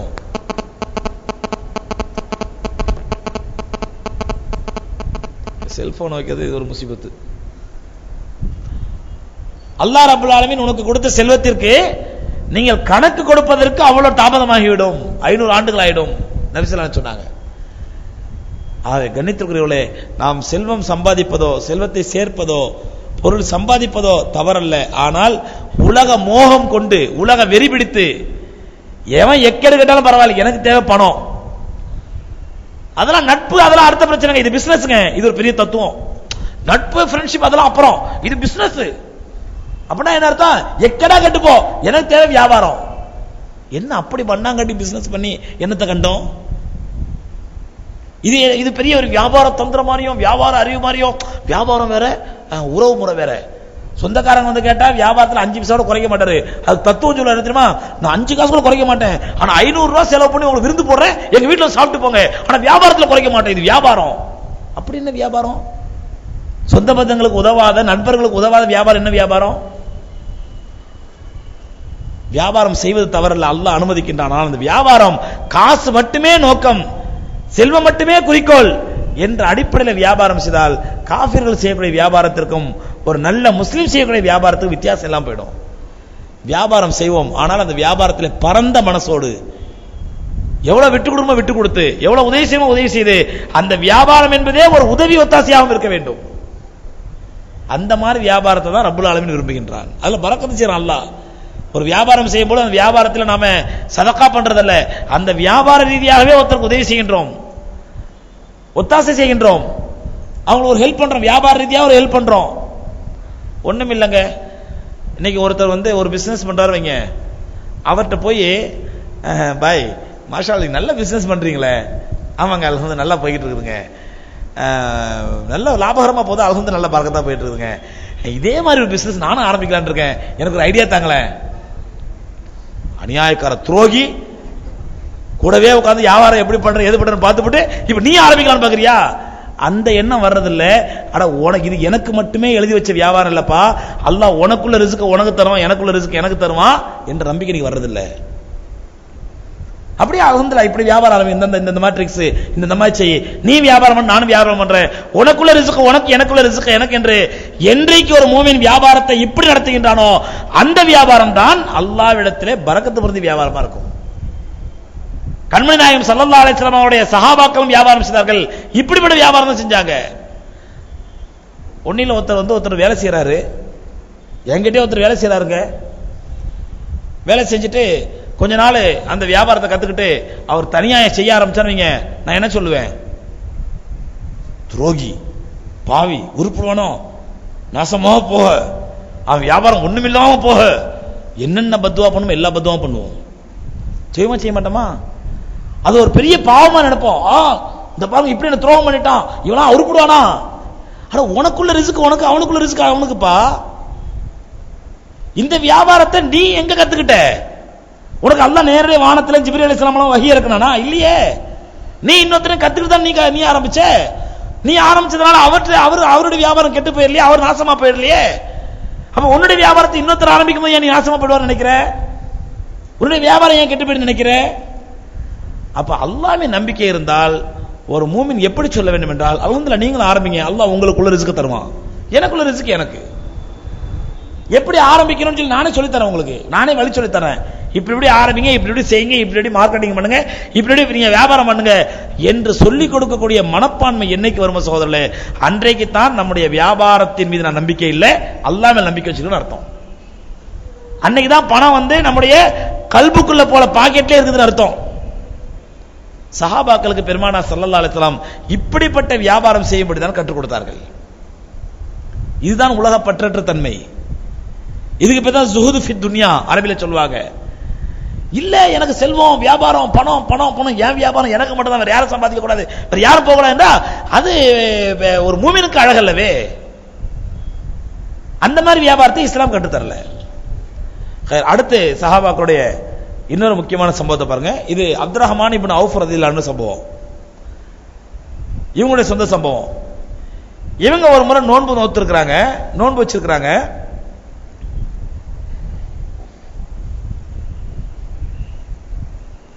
இஃப்தாருக்கு அவங்களுடைய வேலைக்காரரு அப்துர் ரஹ்மான் இப்னு அவுஃப் ரலியல்லாஹு அன்ஹுக்கு உணவுல கொண்டு வந்து வைக்கிறாங்க, உணவு வகையில் கொண்டு வந்து வைக்கிறாங்க. இதை பார்த்த உடனே அப்துர் ரஹ்மான் இப்னு அவுஃப் ரலியல்லாஹு அழுகுறாங்க. இஃப்தாருக்கு நோம்பு திறக்கிறதுக்கு உணவு வச்சிருக்குதுங்க, கஞ்சி வடை வைக்கிற மாதிரி அவங்க அரபு நாட்டு உணவு கொண்டு வச்சிருப்பாங்க. இதை பார்த்து அப்துர் ரஹ்மான் இப்னு அவுஃப் ரலியல்லாஹு அழுகுறாங்க. அழுத உடனே அவங்களுடைய பக்கத்தில் இருந்த வேலைக்காரர் கேட்கறாங்க, ஏன் அழுகுறீங்க? நோம்பு திறக்கிற நேரம், நீங்க இஃப்தாருக்காக கொண்டு வந்து வச்சிருக்கோம், உங்களுக்கு ஏன் அழுறீங்க அப்படின்னு ஹஜ்ரத் அப்துர் ரஹ்மான் இப்னு அவுஃப் ரலியல்லாஹு தஆலா சொன்னாங்க, வகான முஸ்அப் இப்னு உமைர், என்னுடைய தோழர் முஸ்அப் இப்னு உமைர் என்று ஒருத்தர் இருந்தார். அவர் எவ்வளவு பெரிய செல்வ குடும்பத்தில் பிறந்தவர் என்றால், அவர் ஒரு அத்தர் வியாபாரியுடைய மகன். அவர் அத்தர் போட்டு ரோட்ல போனாருனாக்கா ஒரு மணி நேரம் 2 மணி நேரம் கழிச்சு யாராவது போனா கூட, ஓ இந்த ரோடு வழியா இந்த சாலை வழியா முஸ்அப் இப்னு உமைர் போயிருக்காரு அப்படின்னு கண்டுபிடிப்பாங்க. அந்த அளவுக்கு அத்தர் ரொம்ப நேரத்துக்கு நிற்கும் அங்க. அந்த மாதிரி செல்வ சீமான் குடும்பத்தில் பிறந்தவர். அவர் இஸ்லாத்தை ஏற்றுக்கொண்டார். பிறகு மதீனாவுக்கு ஹிஜ்ரத் சென்றார். அங்கே உஹது போரில் ஷஹீதாக்கப்படுகின்றார். ஷஹீதான பிறகு முஸ்அப் இப்னு உமைர் ரலியல்லாஹு அன்ஹு ஜனாசாவை அடக்கம் செய்வதற்காக கொண்டு வரப்படுகிறது. அப்பொழுது அவருடைய நிலை என்னவென்றால், அவருக்கு கஃன் போடுவதற்கு கூட துணி இல்லை.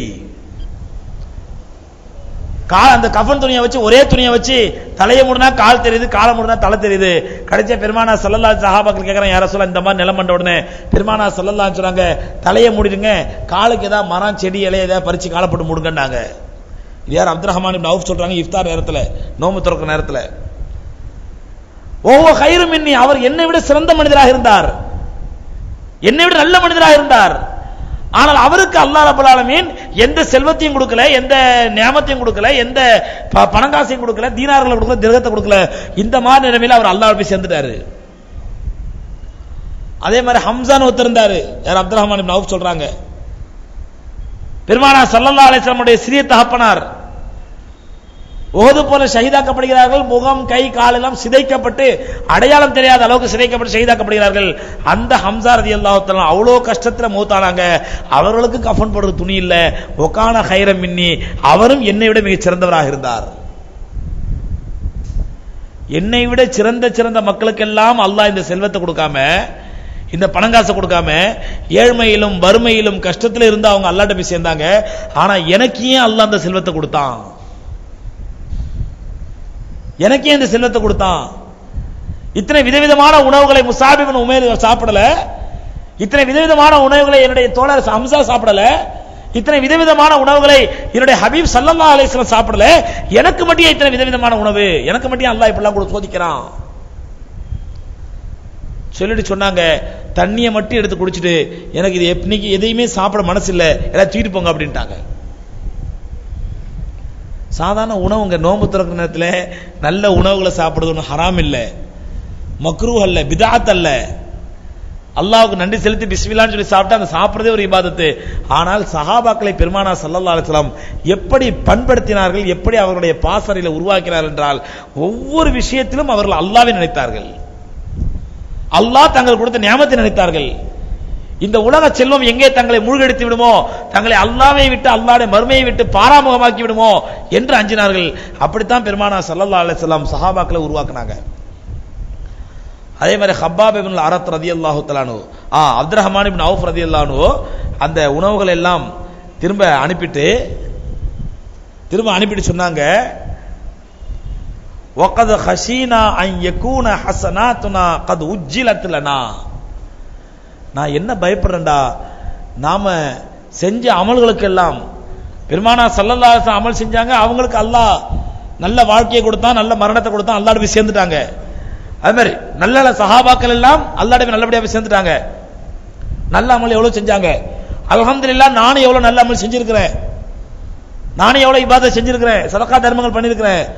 ஆனால் நான் என்ன பயப்படுகிறேன் என்றால், வகத் ஹஷீது அன் யகூன ஹஸனாத்துனா கத் உஜ்ஜிலத் லனா, எங்கே நான் செய்த நல்ல அமல்களுக்கெல்லாம் அல்லாஹ் இந்த துனியாலேயே கூலியை கொடுத்துட்டானோ நான் பயப்படுறேன். இங்க எனக்கு விதவிதமான உணவுகளை கொடுத்துட்டான், விதவிதமான பதார்த்தங்களை கொடுத்துட்டான், இதை கொடுத்துட்டு மறுமையில போய் நிற்கும் பொழுது நீ செஞ்ச அமல்களுக்கெல்லாம் உலகத்திலே கொடுத்துட்டேன், உனக்கு கூலி கொடுத்துட்டேன் என்று அல்லாஹ் சொல்லிவிடுவானோ என்று நான் பயப்படுகிறேன் அப்படின்னாங்க ஹஜ்ரத் அப்துர் ரஹ்மான் இப்னு அவுஃப் ரலியல்லாஹு அன்ஹு. அதே மாதிரி ஹப்பாப் இப்னு அரத் ரலியல்லாஹு தஆலா மிக பிரபலமான சஹாபி, கேள்விப்பட்டிருப்பாங்க அவங்களுடைய வரலாறு. கடுமையான கஷ்டங்களுக்கும் கடுமையான தொல்லைகளுக்கும் ஆளாக்கப்பட்ட ஹப்பாப் ரலியல்லாஹு தஆலா அன்ஹு அவர்களும் தங்களுடைய மரண தருவாயிலே அழுறாங்க. சில சஹாபாக்கள் அவங்களுடைய சக்கராத்து நேரத்தில் அவங்க நலம் விசாரிக்க போறாங்க, அவங்களுடைய சஹாக்களை பார்த்தோன்னா அழுகுறாங்க. ஹஜ்ரத் ஹப்பாப் இப்னு அரத் ரலியல்லாஹு அன்ஹு.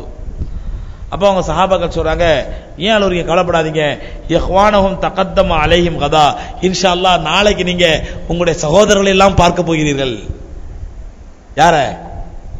இதுக்கு முன்னாடி மௌத்தான சஹாபாக்களை, இதுக்கு முன்னாடி மௌத்தான சஹாபாக்களை நீங்க தான் பார்க்க போறீங்களா இன்ஷா அல்லாஹ். ஏன் அழுவுறீங்க? எங்களை விட்டு பிரிஞ்சாலும் மற்ற சஹாபாக்களை பார்க்க போறீங்க, ரசூலுல்லாஹி ஸல்லல்லாஹு அலைஹி வஸல்லம் பார்க்க போறீங்க, அதனால நீங்க அழுவாதீங்க அப்படின்னு சொல்லி சஹாபாக்கள் அவங்களுக்கு ஆறுதல் சொல்றாங்க.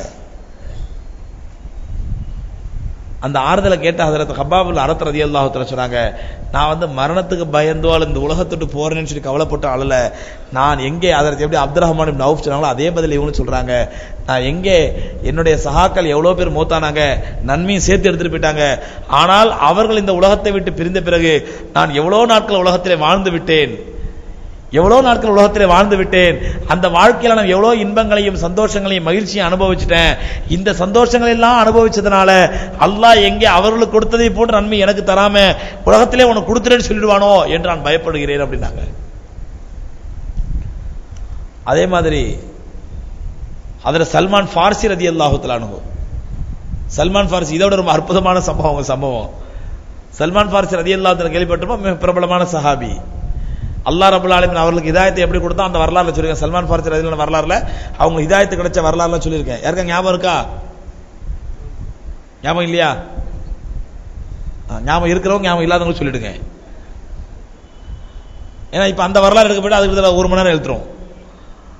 அவங்க அல்லாஹ்வுடைய ஹிதாயத்தை தேடி தேடி அலைஞ்சாங்க. கடைசியில் அல்லாஹ் ரப்பல் ஆலமீன் அவங்க மதீனாவுக்கு அனுப்பி வச்சு, அவங்க பிறந்தது ஈரான்ல, பாரசீக நாட்டில், கடைசியில் மதீனாவுக்கு தேடி அலைஞ்சு பெருமானா ஸல்லல்லாஹு அலைஹி தேடி கண்டுபிடிச்சு இஸ்லாத்தை ஏற்றார்கள். அதில் சல்மான் ஃபாரிசி ரலியல்லாஹு அன்ஹு அவங்க அதே மாதிரி மர்துல் மௌத் சக்ராத் நேரத்தில் இருக்கும் பொழுது சாத் இப்னு அபி வக்காஸ் ரலியல்லாஹு தஆலா அவனை சந்திக்க வர்றாங்க. சல்மான் ஃபாரிசி ரலியல்லாஹு தஆலாவை சாத் இப்னு அபி வக்காஸ் ரலியல்லாஹு சந்திக்க வர்றாங்க.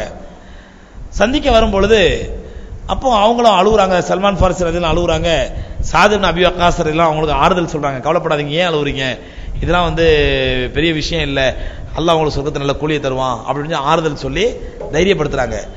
அப்போ சல்மான் ஃபாரிசி ரலியல்லாஹு தஆலா சொல்றாங்க, வலாக்கின் புல்கத் அஹதிக்கும் கஸாதிர் ராகிப். நான் எதை நினைச்சு பயப்படுறேன்டா, பெருமானா ஸல்லல்லாஹு அலைஹி வஸல்லம் சொன்னாங்க, உங்க வாழ்க்கைக்கு தேவையான ஒரு பொருள் எவ்வளவு போதுன்னு சொன்னா, ஒரு வழி பிரயாணத்தில் செல்லக்கூடியவன் தன்னுடைய பிரயாணத்துக்கு எவ்வளவு எடுத்துட்டு போவானோ, பிரயாணத்தில் போறவன் ஒரு கட்லு பீரோ தூக்கிட்டு போவானா, ஒரு பெட்டு தூக்கிட்டு போவானா, 4 நாளைக்கு பிரயாணத்தில் போறவன். அப்ப பிரயாணத்தில் போற முடிஞ்சவனும் தன்னுடைய லக்கேஜை குறைக்க பார்ப்பான். படிச்சு விரிச்சு தான் படுக்கிற படிச்சதுல விரிச்சு படுக்கிற வெள்ளி துணி இருந்தா போதும். தலகாணி வச்சாதான் தூக்கம் வரும்டா, அதுக்கு என்ன பண்ணுவான், ஏர்பில்ல வச்சுப்பான். பஞ்சு தலகாணி இல்லாட்டில பரவாயில்ல, ஏர்பில்ல இருந்தா போதும், காத்துல ஊதி வச்சுக்கிறேன். அப்ப எவ்வளவு குறைப்போமோ அவ்வளவுதான் குறைக்க பார்ப்போம். நபி ஸல்லல்லாஹு அலைஹி சொல்றாங்க, ஒரு மூமின் உலகத்திலே வாழ்வதற்கு கஸாதிர் ராகிப், பிரயாணத்தில் செல்லக்கூடியவன் பிரயாண பொருளாக எவ்வளவு வைப்பானோ அவ்வளவு இருந்தாலே போதுமே அப்படின்னு நபி ஸல்லல்லாஹு அலைஹி சொல்லியிருக்கிறாங்க. ஆனா என் வீட்டுல பாருங்க எவ்வளவு சாமா இருக்குது, நான் இவ்வளவு பொருட்களையும் அனுபவிச்சுட்டேனே அப்படிங்கிறாங்க சல்மான் ஃபாரிசி ரலியல்லாஹு அன்ஹு. யார்கிட்ட? சாத் இப்னு அபி வக்காஸ் ரலியல்லாஹு அன்ஹு. என் வீட்டுல இவ்வளவு பொருட்களை வச்சிருக்கிறேன், நான் இவ்வளவு பொருட்களை அனுபவிச்சேனே. ஆனா பெருமானா ஸல்லல்லாஹு அலைஹி வஸல்லம் ஒரு பிரயாணத்திற்கு செல்லக்கூடியவன் வழித்துணைக்கு பிரயாணத்துக்கு எவ்வளவு தேவையோ அவ்வளவு மட்டும் இருந்தாலே போதும் சொல்லியிருக்கிறாங்களே, அதை நான் இவ்வளவு அனுபவிச்சேனே, அல்லாஹ் எங்க என்ன தண்டிச்சிருவானோ அப்படின்னு பயப்படுறேன்டாங்க. சாத் இப்னு அபி வக்காஸ் ரலியல்லாஹு அன்ஹு அது என்ன இவ்வளவு பொருளுங்கிறாங்க, என்ன பொருள் சுத்தி பத்தி பாக்குறாங்க, ஒரு குளிக்கக்கூடிய பாத்திரமும் போர்த்தக்கூடிய போர்வையும் சொல்றாங்க. லா யப்லகு மப்லகுஹு இல்லா 15 திர்ஹமன். அந்த குளிக்கிற பாத்திரத்தையும் அந்த போர்வையும் சேர்த்தா ஒரு 15 திர்ஹத்து கூட விலைக்கு போகாது. எத்தனை திருகங்க? 15 திர்ஹத்து கூட விலைக்கு போகாது. அந்த குளிக்கக்கூடிய பாத்திரத்தையும் ஒரு போர்வையும் பார்த்து என்ன சொல்றாங்க, நான் இவ்வளவு சாமான்களை அனுபவிச்சிட்டேனே, இவ்வளவு செல்வங்களை அனுபவிச்சிட்டேனே, எங்க அல்லாஹ் என்ன தண்டிச்சிருவானோ. சகோதரர்களே, இதெல்லாம் கேட்கும் பொழுது நாம் அல்லாஹ்வுக்கு நன்றி செலுத்தக்கூடியவர்களாக மாற வேண்டும். நம்ம என்னைக்குமே நான் நேத்து கூட சொன்ன பாருங்க, என்னைக்குமே நம்ம எதையுமே ஒரு பாசிட்டிவாவே எடுத்துக்கணும். எதையுமே ரொம்ப பெருசா எடுத்து அல்லாஹ் எனக்கு ஒண்ணும் செய்யல, எனக்கு அல்லாஹ் எதையுமே தரல, எனக்கு அல்லாஹ் செல்வத்தை தரல, எனக்கு அல்லாஹ் உடல் ஆரோக்கியத்தை தரல என்று நினைக்காமல் அல்லாஹ் எதை கொடுத்திருக்கிறானோ அதை நினைத்து சந்தோஷப்பட வேண்டும். இது ஒரு கதை சொல்லுவாங்க. ஒருத்தர் ஏதோ ஒரு ஃபங்க்ஷன் போறதுக்காண்டி ஒயிட்டா ட்ரெஸ் பண்ணிட்டு போய் நின்றாராம், ரோட்ல கிளம்பி போறதுக்காண்டி நின்றாராம். அந்த நேரம் பார்த்து ஒரு காக்கை எச்சம் போட்டுடுச்சான். எச்சம் போட்டோன்னே என்னடா இது, கழுவுறதுக்கு தண்ணி வேற பக்கத்துல இல்ல, ரொம்ப வேதனைப்பட்டாராம். என்ன இது இப்படி காக்கை எச்சம் போட்டுடுச்சு, ஒரு ஃபங்க்ஷனுக்கு கிளம்புற நேரத்தில் என் வெள்ள ட்ரெஸ் அசிங்கமா அடிச்சு தொடச்சாலும் அசிங்கமா தெரியுமே, 4 பேர் என்ன நினைப்பாங்க, இப்படி வருத்தப்பட்டு இருந்தாராம். பக்கத்துல ஒருத்தர் சொன்னாராம், சார் சந்தோஷப்படுங்க, அல்லாஹ் ரப்பல் ஆலமீன் காக்கைக்கு தான் பறக்கிற சக்தி கொடுத்துருக்கான், எரும மாட்டுக்கு பறக்கிற சக்தி கொடுக்கலன்னு சொல்லி. எரும மாட்டுக்கு பறக்கிற சக்தி கொடுத்துதான் உங்க நிலைமை என்ன இருக்கு யோசிச்சு பாருங்க. எரும மாடு எச்சம் போட்டிருந்தா இதுதான் பாசிட்டிவா நினைக்கிறது. இது சீக்கிரம் ஜோக்கா இருந்தா கூட யோசிச்சு பாருங்க, அல்லாஹ் ரப்பல் ஆலமீன் எரும மாட்டுக்கு பறக்கிற சக்தி கொடுத்திருந்தா அது எச்சம் எப்படி போடும்? அந்த எச்சம் மனுஷன் மேல விழுந்தா என்ன ஆகும் நிலைமை?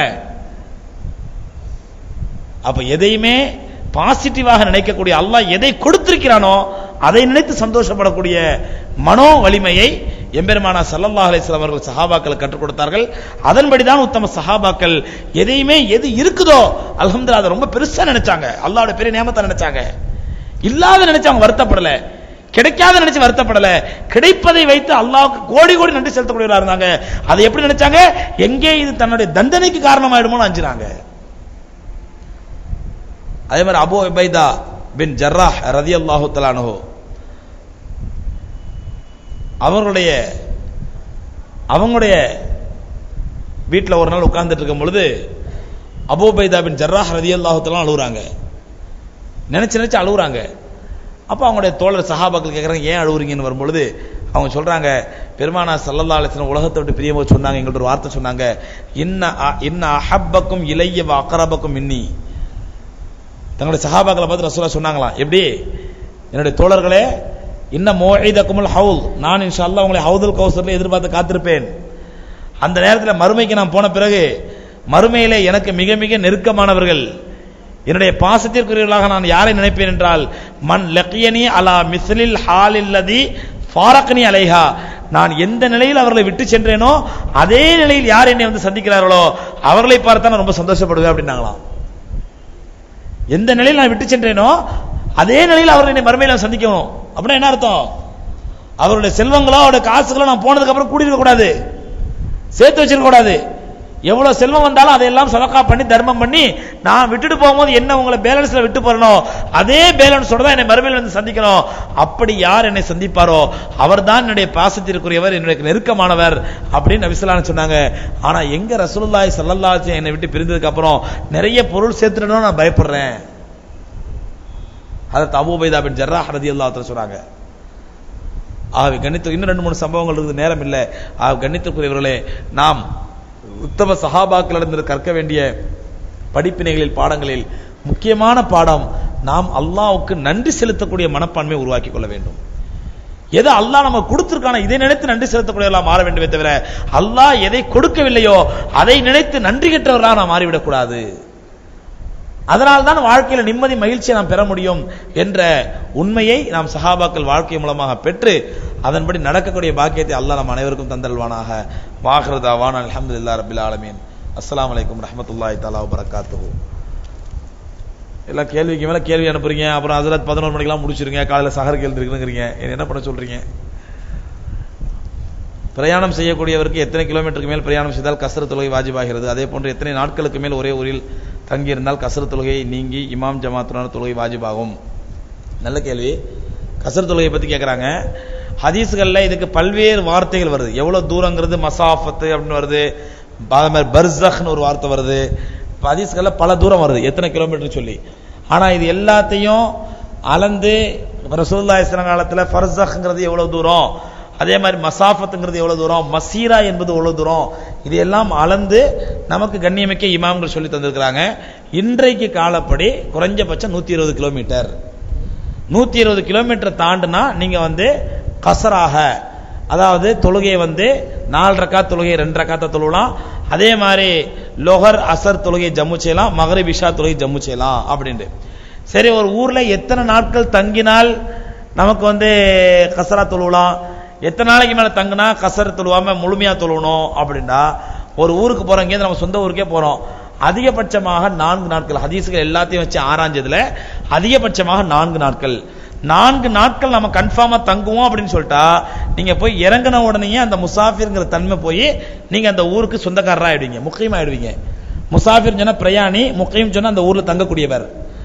இங்கே நான் உதாரணமா நான் இங்கேருந்து திருச்சிக்கு போறேன், திருச்சிக்கு போகும்போதே முடிவு பண்றேன் இன்ஷா அல்லாஹ் 4 நாள் தங்கணும் முடிவு பண்ணிட்டு போயிட்டு இருந்தா நான் இங்கேருந்து திருச்சி போய் சேர்றவன் தான் முசாஃபிர். போய் சேர்ந்துட்டாலே நான் முக்கியமாயிடுவேன், 4 ரக்காத் தொழுதாகணும். இல்ல ஒரு வேலையை முடிக்க போறேன், 2 நாள் தான் தங்கலான்னு போறேன், இல்ல 3 நாள் தங்கலான்னு போறேன். அப்ப 3 நாள் நீங்க தங்குற வரைக்கும் 4 ரக்காத் தொழுகை 2 ரக்காத்தாவே கசர் செஞ்சு தொழுவலாம்.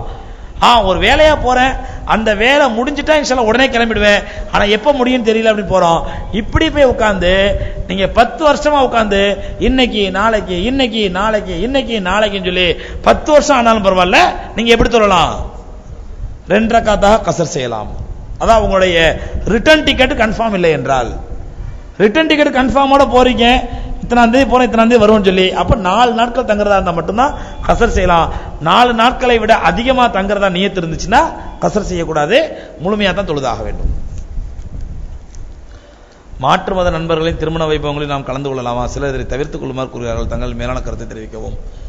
மாற்று மதத்தாருடைய திருமணங்களில் கலந்து கொள்ளலாமா அப்படின்னு சொன்னா, போறதோ கலந்துக்கிறதோ தப்பு இல்லை. எந்த நியத்துல நாம் அவர்களுடைய உறவை மெயின்டைன் பண்ணணும், அதன் மூலமாக நாம அவங்களுக்கு தாவா செய்யணும். ஒரு நான் முஸ்லீமோட பழகிறோம்னா நம்முடைய நோக்கம் என்னவா இருக்குண்டா, அவருக்கு நமக்குள்ள நட்பை நம்ம மெயின்டைன் பண்ணணும். அந்த நட்பின் மூலமா நாம அவர் கொஞ்சம் கொஞ்சமா இஸ்லாத்தை சொல்லிக்கிட்டே இருக்கணும். இதுதான் ஒரு நான் முஸ்லீமோட பழகிற நோக்கமா இருக்கணும். வியாபார தொடர்பு இருந்தாலும் சரி, வியாபார தொடர்பு இல்லாட்டாலும் பரவாயில்ல. ஆனா அதே நேரத்தில் சும்மா போய் சாப்பிடணுங்கிறதுக்காண்டி போறோம், அல்லது அங்க வந்து அவங்களுடைய அந்த ஹோமம் அந்த பூஜை இதெல்லாம் போய் கலந்துக்கலாமா? இதெல்லாம் கலந்துக்கிறது மார்க்கத்தில் அனுமதி இல்லை. அவர் தரக்கூடிய விருந்து சாப்பிடலாமா? சாப்பிடலாம். எப்போ அவருடைய வியாபாரம் ஹலாலான வியாபாரமாக இருந்தால். மார்வாடியாவோ அல்லது அவர் வந்து ஒரு வட்டி வியாபாரம் பண்றதாகவோ இல்ல சினிமா தியேட்டர் வச்சு நடத்துறதாகவோ இல்ல வட்டிக்கு விடுறதாகவோ இல்ல இன்ன பிற ஹராமான வியாபாரமாக இருந்தா அவருடைய வீட்டு விருந்து சாப்பிடக்கூடாது. மீனும் பாலும் சாப்பிட்டால் ஃபுட் பாய்சன் ஆகும் என்கிறார்களே, உண்மையா? டாக்டர் போய் கேளுங்க. என்கிட்ட கேட்டா மீனும் பாலும் சாப்பிட்டா ஃபுட் பாய்சன் ஆகுமா ஆகாதான் டாக்டர் கேட்க வேண்டிய கேள்வி, மருத்துவர்கிட்ட கேட்க வேண்டிய கேள்வி, மார்க்கத்தில் வந்து கேட்டா ஹதீஸ்ல அப்படிலாம் ஒண்ணும் கிடையாது. மனைவிக்கு தெரியாமலே இரண்டாவது திருமணம் செய்ய முக்கியமான கேள்விங்க. அல்லது மனைவியிடம் அனுமதி பெற வேண்டுமா? இதுக்கு நான் பதில் சொன்னா பெண்களுடைய ஓட்டுகளை பூரா நான் இழக்க வேண்டியிருக்குது. அதத்துக்கு இதே வேலையா போச்சு அப்படின்னு சொல்லி. ஆனா ஆஸ்பர் ஷரியத்துல வந்து என்னன்னு சொன்னா ரெண்டாவது திருமணம் பண்றதுக்கு மனைவிட்டு கேட்கணுங்கிற அவசியம் கிடையாது, பெர்மிஷன் வாங்கணுங்கிற அவசியம் கிடையாது. ரெண்டாவது திருமணம் பண்றதுக்கு என் கடையில் கம்ப்யூட்டர் உள்ளது, நான் கடையில் இருந்தபடி குர்ஆன் ஓதலாமா? விளக்கவும். கம்ப்யூட்டர் இருந்தா என் குர்ஆன் ஓதக்கூடாதா? கம்ப்யூட்டர் பார்த்தா என்ன கேட்கறான்னு தெரியல. ஓதலாம், தாராளம் ஓதலாம். கம்ப்யூட்டரை பார்த்து ஓதலாம். அல்லது இன்னைக்கு வந்து டிஜிட்டல் குர்ஆன் வருது, அந்த குர்ஆன் ஓதுறதை நீங்க தாராளமா குர்ஆன்ல கேட்கலாம், அல்லது நீங்க ஓதலாம், தப்பே கிடையாது. எல்லாத்துக்கும் நன்மை உண்டு இன்ஷா அல்லாஹ். தாங்கள் 2 நாட்களுக்கு முன் ரசூலுல்லாஹி ஸல்லல்லாஹு அலைஹி தோட்டத்திலிருந்து அபூ ஹுரைராவிடம் சொன்ன செய்தியை உமர் ரலியல்லாஹு அன்ஹு அவர்கள் தடுத்தார் என்று கூறினீர்கள். அது எந்த நூலில் உள்ளது? புகாரிலே முஸ்லிம்லே இருக்கிறது. புகாரிலே பதிவு செய்யப்பட்ட ஹதீஸ் முஸ்லிம்லே இருக்குது. ஜனாசா தொழுகை ஏன் நிற்க வைத்து தொழுகிறார்கள்? ரசூலுல்லாஹ் எப்படி யாரா ஜனாசா படுக்க வச்சு தான் தொழுகிறாங்க? ஜனாசா தொழுகை ஏன் நிற்க வைத்து தொழுகிறார்கள்? எல்லாத்துலயும் நின்று தானே தொழுகிறோம். ஏன்னா எல்லாத்துலயும் உட்கார்ந்து தொழுது ஜனாசாவும் நின்று தொழுதா கேட்கலாம். அல்ல ஜனாசாவை நிக்க வச்சு தொழ வச்சா ஏன் நிக்க வச்சு தொழுவீங்க? ஜனாசா இருக்கிற மாதிரி படுக்க வச்சு நம்ம நின்று முறைப்படி என்ன கேள்வி கேட்கறான்னு தெரியல. நான் வேலை பார்க்கும் கல்லூரியில் எல்லா அறைகளிலும் சாய்பாபா போட்டோ வைத்துள்ளார்கள், பவர் ரூமை தவிர. என் சந்தேகம், பவர் ரூம் கண்ணாடியால் ஆனது, அங்கிருந்து பார்த்தால் அந்த படம் தெரிகிறது. நான் அந்த அறையில் என்னுடைய தொழுகை நிறைவேற்றுவது கூடுமா? அந்த பவர் ரூம்னு தேடி போக வேண்டிய அவசியம் கிடையாது. சாய்பாபா போட்டோ உள்ள ரூமா இருந்தாலும் நீங்க தொழலாம், தப்பு கிடையாது. நீ சாய்பாபாவை தொழலையே, அவரை வணங்கலையே, அவன் போட்டோ எங்கேயோ மூலையில் இருந்து நமக்கு என்ன இருக்குது? நீங்க பாட்டு தாராளமா தொழலாம், தப்பு கிடையாது. பவர் ரூம்ல போய் இருந்தாலும் கண்ணாடியில தெரியுது அப்படின்னா இவரே கண்ணாடியை பாக்குறாரு. இவர் சஜிதா இடத்த பார்க்க வேண்டியதானே? அப்ப இவருக்கு என்ன பூரா அங்க வருது, அது கண்ணில் படுது, பார்வையில படுது. மனசை கண்ட்ரோல் பண்ணா எங்கேயுமே எதையுமே எந்த சிந்தனையும் வராது. சொல்லுவாங்கல்ல, ஒருத்தர் வந்து இப்ப மக்கள் நடமாட்டம் இல்லாத இடத்துல போய் உட்காந்து திக்ரு செய்யணுங்கிறதுக்காண்டி போனாராம். ஏன் திக்ர சொல்லுவானே, ஜெபம் பண்ணுங்கிறதுக்காண்டி போனாராம். அப்போ ஒரு ஆத்தங்கரில் போய் உட்காந்துட்டு ஆள் நடமாட்டமே இல்லாத இடத்துல உட்காந்துக்கிட்டு ஓம் அப்படின்றாராம். அன்னைக்கு பார்த்து அந்த குளத்துல தண்ணி எடுக்குதான ஒரு பொம்பளை வந்துச்சு, அழகான பொம்பளை. அதை பார்த்தோன்னே இவருக்கு மனசு ஆடி போச்சு. சே, இன்னைக்கு மனசு ஆடி போச்சு அப்படின்னு சொல்லிட்டு என்ன பண்ணாராம், உடனே கண்ணை மூடிக்கிட்டாராம். மறுநாள் ஓம் அப்படின்றாராம். அன்னைக்கு பார்த்து அந்த பொம்பளை தலை நிறைய மல்லிகைப்பூ வச்சுட்டு வந்துச்சான். அந்த மல்லிகைப்பூ வாசனை பட்ட உடனே இவருக்கு மனசு மாறி அவருடைய தவம் கலைஞ்சிருச்சான். அடுத்த நாள் என்ன பண்ணாரு, மூக்குல பஞ்சை வச்சுக்கிட்டாராம். வச்சுட்டு கண்ணை மூடிட்டு மூக்குல பஞ்சை வச்சுட்டு ஓம்டாராம். அந்த பொம்பளை காலில் கொலுசு போட்டு வந்துச்சான். அந்த கொலுசு சத்தம் கேட்ட மனசு மாறி போச்சான். உடனே காதுல என்ன பண்ணாரு, பஞ்சை வச்சுக்கிட்டு என்ன பண்ணாரு, உடம்பு பூரா ஒரு நல்ல பேண்டேஜ் போட்டு, தலைக்கு பூரா பெரிய பேண்டேஜ் போட்டுக்கிட்டு தலை காது மூக்கு எல்லாத்தையும் அடைச்சிக்கிட்டு இப்ப ஓம்டாராம். எப்போ இந்த டைமுக்கு தானே வரும், வந்துச்சா என்னன்னு தெரியலையே அப்படின்னு நினைச்சாராம். அப்போ கண்ணை மூடி காதை மூடி மூக்க மூடி பிரயோஜனம் இல்லை, மனசை கண்ட்ரோல் பண்ணணும். மனசை கண்ட்ரோல் பண்ணினா நீ சாய்பாபா இருக்கிற ரூம்லையும் தாராளமா தொழுதான் தப்பு இல்லை. நபி இப்ராஹிம் அலைஹிஸ்ஸலாத்து வஸ்ஸலாம் அவர்கள் தனது அக்கல் முடியை கையால் அகற்றினார் என்று சொல்லப்படுகிறது, அது உண்மையா? அதனால் ஏதாவது பலன் உள்ளதா? நபி என்பதால் அவர்களுக்கு வழி இல்லையா? அதாவது நபி ஸல்லல்லாஹு இப்ராஹிம் அலைஹிஸ்ஸலாம் இல்ல, நபி ஸல்லல்லாஹு அலைஹி வஸல்லமே அக்குல் முடியை வந்து நத்துஃபுல் இபுத்துன்னு தான் வருது. அதாவது அக்குல் முடியை பிடுங்கினார்கள் அப்படின்னு தான் வருது ஹதீஸ்கள்ல. நத்துஃபுன்னு சொன்னா பிடுங்கிறது தான், ஷேவ் பண்றது அல்ல. ஹலக்னா தான் ஷேவ் பண்றது, நத்துஃப் அப்படின்னு சொன்னா பிடுங்கிறது. அக்கல் முடியை பிடுங்கினார்கள் அப்படின்னா ரசூலுல்லாஹி ஸல்லல்லாஹு அலைஹி வஸல்லம் வருது. நபி ஸல்லல்லாஹு அலைஹி வஸல்லம் அதான் சுன்னத்துன்னு சொல்றாங்க. அதனால உங்களுக்கு வலியை தாங்கிக்க முடியும்னா அதான் சுன்னத்து. நம்மளுக்கு வலியை தாங்க முடியாதுங்கிறதுனால அதையும் ஷேவ் பண்ணிட்டு போயிடுறோம். அதனால சுன்னத்துக்கு மாற்றம்லாம் ஒன்றும் கிடையாது. ஒரு முறை தமிழ்நாடு ஷாஃபி ஜமாத் டிவி நிகழ்ச்சியின் போது கபருடைய வேதனையை பற்றி கேட்ட கேள்வியின் போது முஸ்லிம்களுக்கு நிராகரிக்காத இணை வைக்காதவர்கள் 2 காரணங்களுக்கு மட்டும் வேதனைப்படுத்தப்படுவார்கள் என்று பதில் கூறினார். சிறுநீர் கழித்து சரியாக சுத்தம் செய்யாதவர், தற்கொலை செய்தவர் சரியாக நினைவில்லை, இதை பற்றி கூறவும். என்ன கேட்கிறேன் தெரியும், தமிழ்நாடு ஷாஃபி ஜமாத்தா டிவி நிகழ்ச்சியின் போது கபருடைய வேதனையை பற்றி கேட்ட கேள்வியின் போது